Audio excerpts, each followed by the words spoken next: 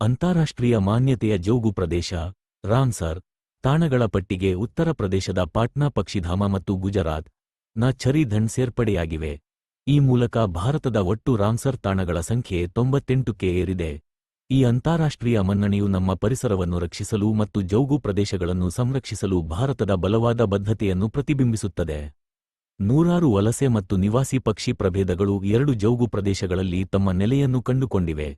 ಇವು ಅಳಿವಿನಂಚಿನಲ್ಲಿರುವ ಪಕ್ಷಿಗಳಲ್ಲದೆ ಚಿಂಕಾರ, ತೋಳಗಳು, ಕ್ಯಾರಕಲ್, ಮರುಭೂಮಿ ಬೆಕ್ಕುಗಳು ಮತ್ತು ಮರುಭೂಮಿ ನರಿಗಳ ಆವಾಸಸ್ಥಾನಗಳಾಗಿವೆ. ರಾಮ್ಸರ್ ತಾಣಗಳು ಪರಿಸರ, ಜೀವವೈವಿಧ್ಯ, ಜಲವಿಜ್ಞಾನ ಅಥವಾ ಸಾಂಸ್ಕೃತಿಕ ಮೌಲ್ಯಗಳಿಗೆ ಮುಖ್ಯವೆಂದು ರಾಮ್ಸರ್ ಸಮಾವೇಶದ ಅಡಿಯಲ್ಲಿ ಗುರುತಿಸಲಾದ ಜೌಗು ಪ್ರದೇಶಗಳಾಗಿವೆ.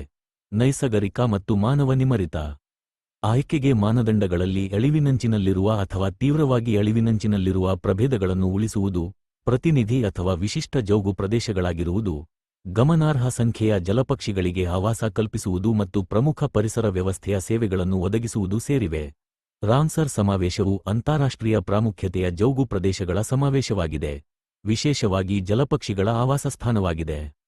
ಜೌಗು ಪ್ರದೇಶಗಳ ಸಂರಕ್ಷಣೆಯನ್ನು ಉತ್ತೇಜಿಸಲು 1971ರಲ್ಲಿ ಇರಾನ್ನ ರಾಮ್ಸರ್ನಲ್ಲಿ ಇದನ್ನು ಅಂಗೀಕರಿಸಲಾಯಿತು.